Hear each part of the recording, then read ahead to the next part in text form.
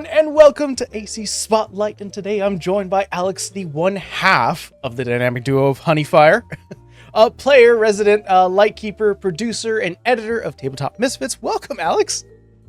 Thank you for having me, Mike. How are you doing, Mr. Fire? Oh boy, I'm doing great. Honey, I'm doing real good. I love that dynamic of our character. It was so much fun. I'll get into that in a bit, but really quick before we actually get into sort of your history within tabletop as well as your experience, what is your favorite tabletop snack of choice? Oh, well, my favorite tabletop snack of choice is probably something either Skittles or M&Ms, depending if I want a fruity kind of snack or if I want a chocolatey kind of snack, because they're both covered in a shell on their outside, so you won't get your fingers all gross if you're trying to roll dice.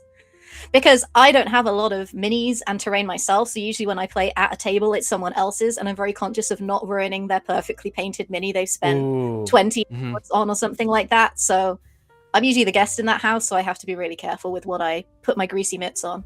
You've also selected a snack that is very handheld. It could be a lot or it could be individual, and you could still enjoy yourself. It's funny that you mentioned minis, though. I know from doing a little bit of my own deep dive is that you do collect, purchase, and do you also paint your own minis? Oh, hell no. No, I leave that one to Chuck over on the Tabletop Misfits channel for painting. But no, I do.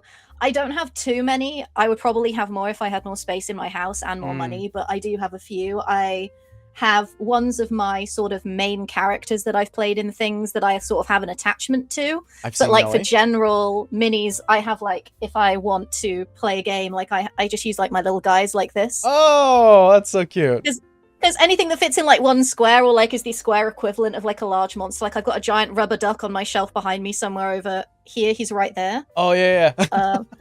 Because I can't afford the minis, and also I have nowhere to display them to their truest potential, so I sort of keep everything together. You're also in a great position where you don't necessarily always need them, and the power of imagination is fine to have a ducky and go, this is your orc, fight it. And people love it when the rubber duck's on the board. They're like, oh, that's really cute. And it's just funny when the rubber duck dies because we just like throw it across the room and it can't damage anything. So it's all good. That's perfect. Well, that's incredible. First and foremost, for those who don't know about the show that you are on right now, do you mind telling people more about Tabletop Misfits? So I don't really do any of my own. I do my own stuff within Tabletop Misfits sort of streaming / ttrpg space. And I was introduced to them about a year ago now when I first met Dungeon Samster, who also DMs several things and is also in one of the show's Dress Requests that we'll talk about on there as well. Through a B. Dave Walters and Beth the Bard Vampire the Masquerade game, and we met, and then he advertised the now Night of the Worm World of Darkness show that he runs, combining Vampire the Masquerade and werewolf systems together, which I am on. And then we became friends, and they were like, we really need some help with editing and getting clips out there because we don't have time. Would you have time? So then I sort of became, I wouldn't call myself a co-producer on his show because he still runs the show, but I've helped him out with sort of a lot of the more aesthetic things, and I usually do the recording and editing as well. And just, they're just a nice group. And the rule is when you become an admin of the channel that you have to devise and run a show. So I decided to run Candela Obscura, which is literally just finished coming out. I think the wrap-up episode where we do the roundtable is out on the Monday, the 8th of June. So someone new can literally just see the entirety of the experience now. You can literally go on YouTube now and watch all of it from start to finish on our playlist. I think we did 8 episodes in the end, plus an epilogue episode for some extra lore and stuff, and then our roundtable where we answered some questions that people submitted, and just like have a chat in our normal, not spooky makeup and clothes, so you can see us how we usually look. I was going to say that's another thing that for the few times that I have been a part of the streams for Tabletop Misfits, as well as our own kind of being party mates in games, is that you are always rocking these, you're always adding some sort of little detail when it comes to and I think it's so appropriate with the term dress to quest. Has that always been sort of an interest of sort of like representing your character on yourself? I think it always has. Since the first time I was really like a player character in a campaign was when I went to D&D in a castle about 4 years ago. and I had B. Dave Walters as my DM there. So I'm like, okay, the DM I'm starting with is elite and is fantastic. And I think I really like doing makeup, but I'm also exceptionally lazy. So I only really do it for special occasions. And when I want to get into a character, I either wear like an accessory the character has to remind myself that I'm in character. So if I'm ever wearing a necklace, you'll see me fiddle with it to remind myself. Or I do like some sort of makeup look that helps me remember when I look and see myself on screen that I'm like, oh yeah, I'm this character, just like stay in the moment. Because I'm not a trained actor or anything. So it just helps me a little bit for the immersion. And people find it fun. People like dressing up, I feel. Oh, Hence, yeah. LARPs and role playing and why cosplaying is so popular. I need to expand my closet. I got to meet up with what you guys are doing. There's a lot of amazing setups that you guys have done. Next time you're on, it's going to be your third time on Dress to Quest, and you do need to, in fact, dress up for Dress to Quest, I feel, to match the duo of me. Because your character, you can see him on your mic there, he's so, like, red and vibrant. I just feel you need to do, like, some sort of fire or red outfit to go with it when I'm so blue and white as mine. So. We've shared about this in channels, is that I'm going to go buy a really bad-looking heat miser wig that looks nothing like this, and just pretend it looks good. Well, it's like, look, some of the guys on there have way more cosplay experience. So as long as you accept that, look, listen, James the DM always just wears like a basic medieval shirt. So you're going to put more effort in than him if you show up in a red wig. So listen, there's one time I did dress up for a character, and I was playing a white tiefling named Rise, who is femme presenting. And so I went full on long hair. I had my wife help me with like makeup to like really like sink in the cheekbones and kind of like pull in the face a little bit. And I was like, yeah, I don't care. I'll be a woman for a day. It'd be great. I don't know why I went to Matt Berry in that accent, but you mentioned a little bit about your obviously running, being an admin, and then having sort of that responsibility experience and kind of that drive to run a game. And Dungeons and Dragons, let's be quite honest, is sort of the most popular system out there. It's more ran over and over again. But you mentioned before, you're running Candela. What drew you to this occult-focused system? So I think what it was, I mean, D&D is usually everyone's gateway drug, right? I feel like a lot of people are introduced to TTRPGs through sort of D&D, or Pathfinder seems to be another big one, which I don't know as much about, but seems really fun. And so I always grew up with my mum watching and listening to sort of like Sherlock Holmes audiobooks and like being in Agatha Christie land. Since I'm from the UK, obviously she's like massive over here, watching like Poirot and Miss Marple and all that stuff. So I love a murder mystery. So I was like, hey, selfishly, what's a simple system I can run that people can pick up really fast, that's role-playing based, and also has a mystery focused where we can turn a look and we can interact with some ghosts and have some plot twist. And it was Candela Obscura. And I'd heard people sort of talk some shit about Candela Obscura before. I have no idea why. I really like it. And all my players, I think only one of them had played it before. It was my actual first time playing it as GMing it, which shows you how fast you can pick it up, because I read some basic guides beforehand and practiced, and it was fine.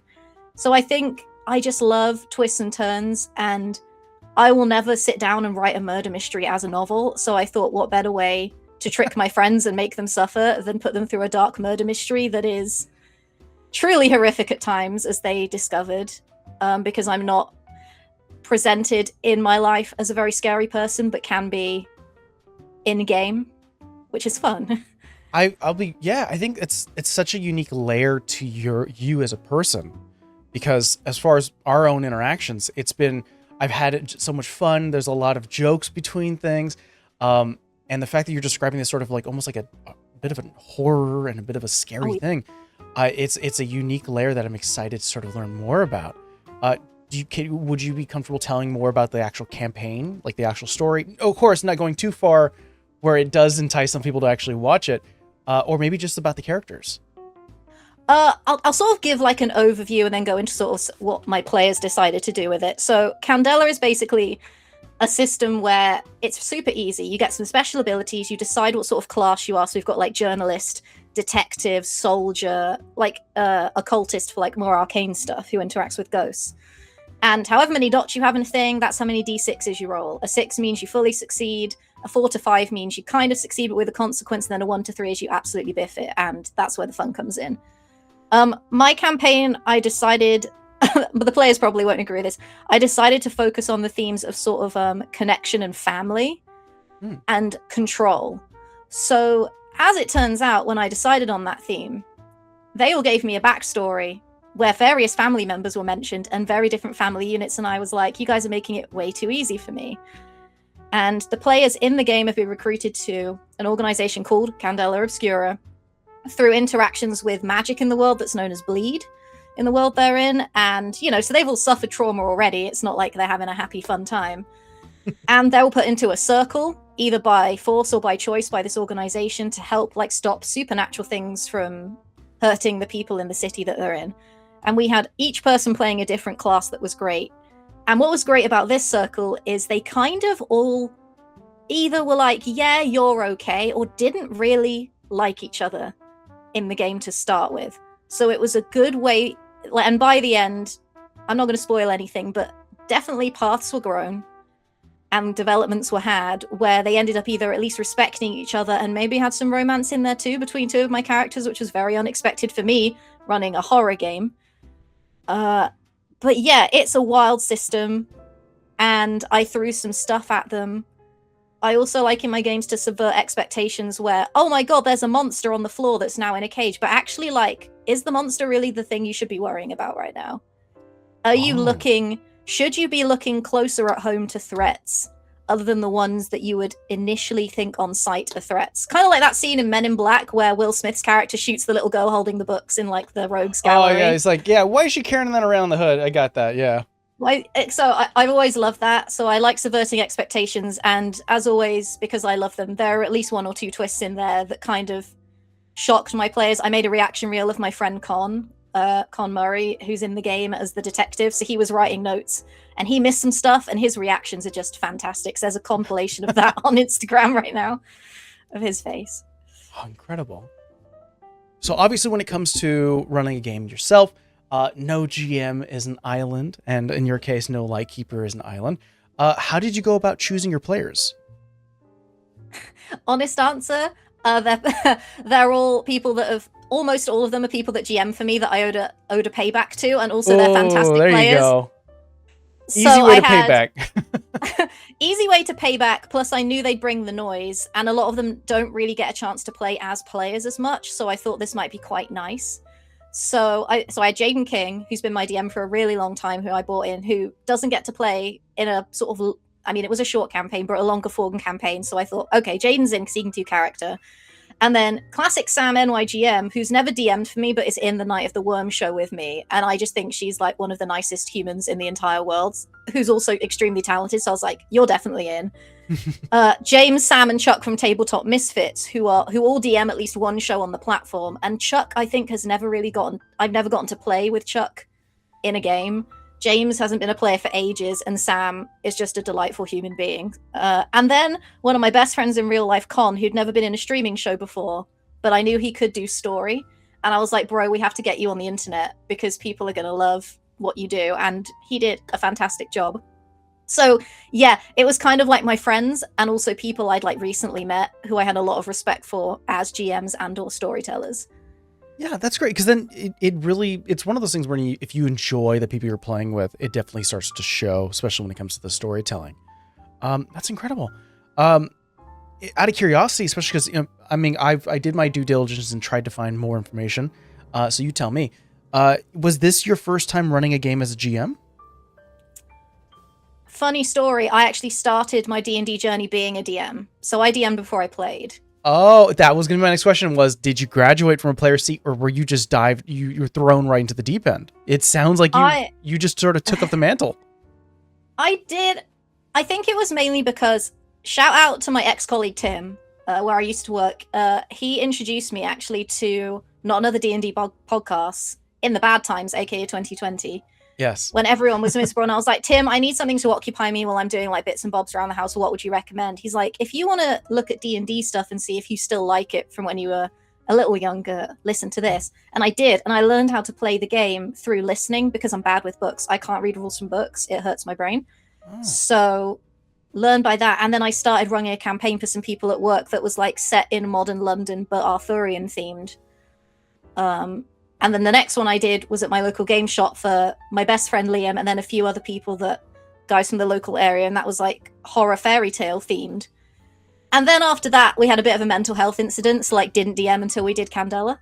So I had like the last time I fully DM'd something before Candela was like 2 years before that. And I was like, I think it's time to break out the skills and see if we still like it. And thankfully I did. So dust off the experience, shake off the cobwebs, and go right back behind the screen. Yeah, and I'd been a werewolf in Night of the Worm for a bit, so I was like, I know I still enjoy playing and have the time and stamina for it, so I'm like, okay, we can go to GMing again. That'll be okay. Is there and this is sort of something I picked up when it comes to creators within the space, who not only just run games for like their friends at a table, but also do it for an audience, is there's this sort of extra layer of entertainment. You're not just trying to make a fun game for the people at the table. You're trying to also entertain an audience. And I've kind of come to this experience and kind of come to this conclusion that when that happens, when you have this extra layer, that age-old argument of, are you rules of cool or are you rules of written? Generally, most creators lean towards the rules of cool because it's just for the sake of good storytelling. Are you in the same position where you feel like you're okay with bending the rules, ignoring some things, some limitations, just to have a really fun experience? Oh yeah, because I like it when people do that thing where I do it too. I look at my DM and I go, hey, listen, can I hear me out? And I'm like, this is going to be great. What are they going to ask me? And there's several moments like that in Candela Obscura, I think sort of from the midpoint onwards, because they'd gotten comfortable with the system fully by then and realized I was batshit and introducing them to all these crazy things in the game. So I was like, no, we can go here. Because Candela is a very roleplay based system. Like there's combat in there at points, but it's very roleplay focused. And I'm like, if you can tell me how this makes sense. I mean, the role could be really difficult. I could be like, listen, you have to get like 2 6s on this from your dice pool for it to work. But I don't see why you can't do that if it still aligns with what their character would do in that situation, which is something they always justified it with. So, for example, classic Sam MYGM's playing a doctor, and she's like, can I roll to see if I can like infuse energy to heal this person from my own like absorption of magic? And I'm like, yeah, that sounds great. Give it a try. Here's a check. But also with consequences in that game, because it's hard. I'm like, yeah, you can do that, but it's gonna hurt you. And so I always tell them, I'm like, the stakes are like, I think by the end I was like, listen, if you fail this roll, the stake is death. Just to put that out there. Right. The consequence is you dying if you fail this. So, and if they accept that, then that's on them. And I think it makes for a good time. And also good entertainment, because people are like, what the fuck is happening? It's funny that you mentioned entertainment, because beyond running your own stories, which is obviously a very fun, creative, prospect, and being a player as well for Dress Requests and beyond, your mission 4 at the very top is that you are the channel's editor. Not probably, are you like the full editor? Do you handle a lot of stuff, or are you like running some stuff? The guys do help me out. Yeah, definitely. I mean, it's definitely a team thing. I'm not like one for anything. I'm like editor, maybe, but I have edited the majority of shows and clips because like other people have like so much less time. Also, I'm in a different time zone, so I'm ahead of them. So while they're asleep, I can be editing. There you go. Yeah. And also, I like doing it, and it's built like I'm not like a pro or anything, but it's built a bit of a new skill set for me that I can now do that, which is nice. And when I was brought on to Night of the Worm, Sam was like, hey, can you help out with this? And I'm like, yeah, I don't see why not. It'll be fun. And then we can put some clips out there and stuff. And then as everything does, it kind of spiraled. And now I'm like, how did I end up here? But I do enjoy doing it. It just takes a little time. But I love it. Editors themselves, I mean, we're unsung heroes, it's a lot of behind the scenes stuff. Did you used to work within like the industry, within like digital media, or was this all self-taught? The joke is no, I didn't. I work for a lab, man. I do administration for a lab, which helps me be organized because I like administrative stuff and health and safety things anyway. But no, James was like, can you maybe help out? So I downloaded CapCut, even though I've heard shit about CapCut as well. I just learned how to do it a little bit. I like learning stuff. And I feel like it helped me by editing understand like what makes a good moment or a good clip, which definitely helped with storytelling. Not that I'm because sometimes you can't help it when you're an editor brain. You think of when something is happening in game, you're like, oh my god, that'll be such a good clip later. But luckily, it's never gotten beyond that where I'm like out of the story, which is good. Right. Yeah. It's a lot of like looking at the time and going, wow, how far? What's the timestamp? How far are we in? Yeah, that's the thing. So my rule is with the guys, I'm like, any show I'm in, I can easily get clips from by myself. But if you guys want me to clip from a show that's like, for example, like Power Rangers or some of Dress to Quest when I'm there or whatever they would like, they kind of have to give me a time code because otherwise it takes me way too long to filter through everything when I wasn't there. Yeah, it is an unfortunate experience having to sift through a bunch of moments to find the golden nuggets that could probably garner attention. But it sounds like to me, obviously you're self-taught. It sounds like to me that you're not only just thinking as an editor, but there's also sort of like this, almost like a marketing brain behind it, because you are trying to literally find the golden moments that would, in your own mind, would probably get the most amount of attention. And sometimes I'm wrong. Well, it's marketing's not a science. I never really thought about it. I mean, yes, that obviously is it.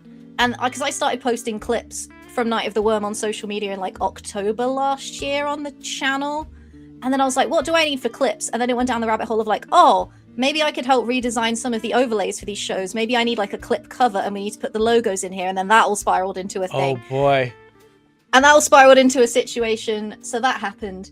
But I think honestly why I did it is because like I'm having a great time and you guys are putting out some good storytelling. I just quite like to show people that. Like, you guys need to be putting this out there more because what you're doing is good. So I think it never came from a place of like, oh yeah, let's make money or be popular. I mean, that would be nice. Who doesn't like money and to be popular, am I right? Right, yeah. But like, James started Tabletop Misfits 5 years ago, and I feel him and the other admins deserve the kudos of what they're putting out there to be seen, because I think it's really good. So selfishly, I think it's really good, so I want to edit it and put it out there, because then I'm like, yay, that's my incredible. friends. Yeah. It's this fun little extra layer when people turn tabletop role-playing into sort of content. There's a love of the actual storytelling, and then there's this sort of behind the scenes, always running an idle, which is the content creator that's sort of looking for those brief and fleeting moments that can really shine. So it's amazing that you inhabit both so perfectly. The fact that you're running all these, you're running a game, you're a player, and the fact that you're building things in the background, which is really, really cool. Speaking of something we haven't touched upon yet, can we talk about good old Melly? Our incredible Dragonborn. Do you want to see him? He's a very nice company. Decided to I replied to their post on Instagram, and they made him for me. So I shout out because I love him so much. He was never supposed to last this long. I made him for Humphrey's one shot that you and I were in, and I thought, wouldn't it be funny if there was a guy living in the Arctic who really liked bees? Yeah. And who was 7 feet tall, yet somehow had a stealth of +7. Wouldn't that be funny? He's a walking contradiction. It does not make any sense. He is the incredible Dragonborn Bee Ranger, for those who haven't seen your character be played yet. What drew you to this? It sounds like what drew you to this insect draconic combo is just the contradictions that live within him. Number one, I love playing big, tall, buff dudes because I think it's funny. Because I am not a big, tall, buff dude.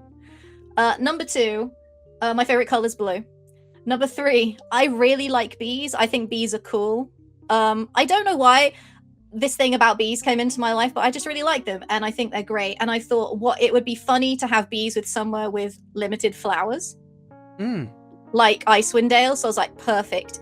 Plus, people think, I think I've said this to you before when we've like chatted and stuff, like people think, oh, that's really nice. You have bees with you. That's so cute. And then he undoes his scarf, all the bees fly out, and it's like you've unleashed a plague of Egypt because there are thousands and thousands and thousands of them that just swarm like in his portable hive and over him, which I love. There's always a soft buzz when he's walking around. Always a soft, just nice bass. And also he has scales, so it's rare he gets stung, which I also thought was fun because he's Dragonborn. Yeah. It's one of those things where you play him very sweetly. He's a very nice person. But then when it comes to the descriptions, and I think maybe this is the tease, this is sort of the peek into the Candela horror aspect of it gets kind of gruesome when the bees attack. Yeah, I think I'm just kind of disgusting. Like, because like I said, I like contradictions, so it's like, yeah, like the bees are there and he's like being all like, yeah, I'll help you guys, let's go to this town, let's go and help this person. And then it's kind of like when he attacks, number one, it's nice to play a character that for once does a lot of damage to stuff. And number two, I thought it would be funny to make the bees eat people when they die, and then make the honey taste like what they kill, because I thought that would be fun. Right. It's fun. I think what's really fun is just playing against type, and I'm in that same boat where I love playing like the whole Moscow thing. He's an intelligent class of, an artificer who you think would be this goggle wearing, a mad scientist, and he's like, I just want to get drunk. It's gonna be fun. So I love contradictions. I love playing against type, and I think definitely Melly does fit that so well. And I'm so happy that we were able to continue the story with Melly. The fact that they were able to travel further and finally find a place for them. Hey, listen, when people are sick or can't play the regular team of Dressed to Quest, me and you are like, we're in. We're doing it. You got it. Yeah, no worries. We're right there. We're right there. I might just do it in a campaign separately, but it's hard to get everyone together because people doing content stuff sometimes don't have time, but I am determined that after this month, after all the Pride fundraiser stuff is done, which I'm sure we'll talk about later, that I have planned, we will circle back to this and play more Team Hot Honey. What was it you said? Honey? Fire Honey? I think we were calling it Fire Honey. Hot Honey sounds like a kind of sex toy brand. But also, yeah. well, I'm kind of down for Honey because it's alliteration. I love it when things start with the same letter twice. So Hot Honey kind of feels, it does kind of sound like a sex toy brand. Maybe or a dip. We could make Moscow and Melia could make like a Hot Honey like mead or dip or something. Listen, hot sauce exists, They need it in somewhere cold. Got to be warmed up. Yeah, perfect. It all fits in. You've been doing a lot. Obviously, when I mentioned before that you're player, game master, and editor.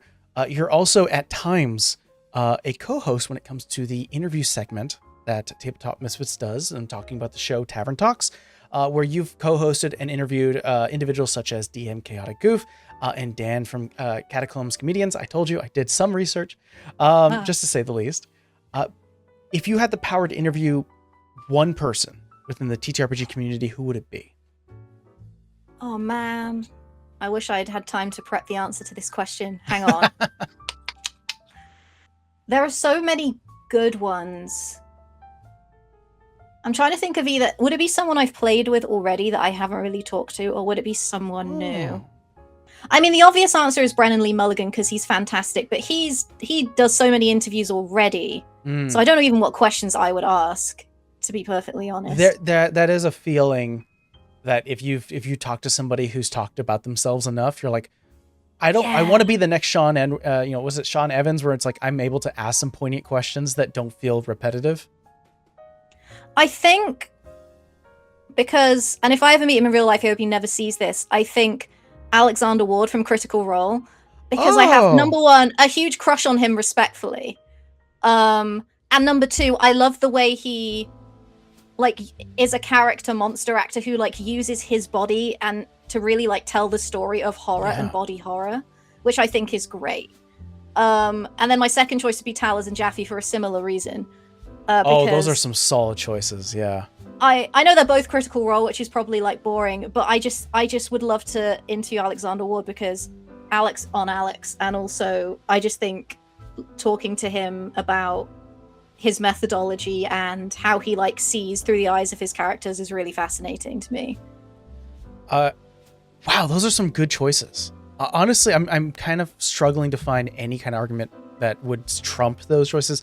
Alex, and I kind of agree, Alex very much has this this awkward kid energy or awkward guy energy that I'm it's kind of endearing. I definitely feel that. But then if you watch him in Divergence, one of Critical Role spin-offs of Brennan DMs, he plays Crocus, this dragonborn that's lost his breath and is kind of just a big, violent but also gentle guy, and does an amazing growl voice, but also his physicality fully changes to sort of be this crocodile. He encapsulates his character so well. And then obviously Octus is very like, hi, I'm here, and makes himself, because he's a tall dude, like makes himself looks and feel small, even though you're like, this is a tall dude. A respectable 5'11". No, he's taller than that in real life. Yeah. As the joke goes. But yeah, I just find it fascinating how actors can do that, like make themselves just feel smaller or bigger or scarier or it's like monstrous. a little change of a body posture or movement that really kind of changes somebody a little bit. Like I think from what I've seen from Melly, like in the a few cases where you were playing as Melly, you had like this sort of crocheted little bee where whenever you're like talking about the gruesome things, it's very much of like you're petting the insects. You're like, time to activate. And I'm like, I could see that immediately because you're like, and then it burrows. And I'm like, you're like an evil villain a little bit where you're just sort of tapping the fingers. You're like, and then it burrows in and eats the flesh. And I'm like, I could tell you're enjoying yourself in this moment. I love it. I think Taliesin is really fun. I love that. I like that option mainly because I am from LA. I am from California, so he very much encapsulates the whole Hollywood scene because of his history. So I feel like that's sort of a fun aspect to jump into. No, those are great answers. Something you alluded to prior that now it kind of piqued my interest and I haven't let it go, is that you have projects running for June, especially for Pride Month?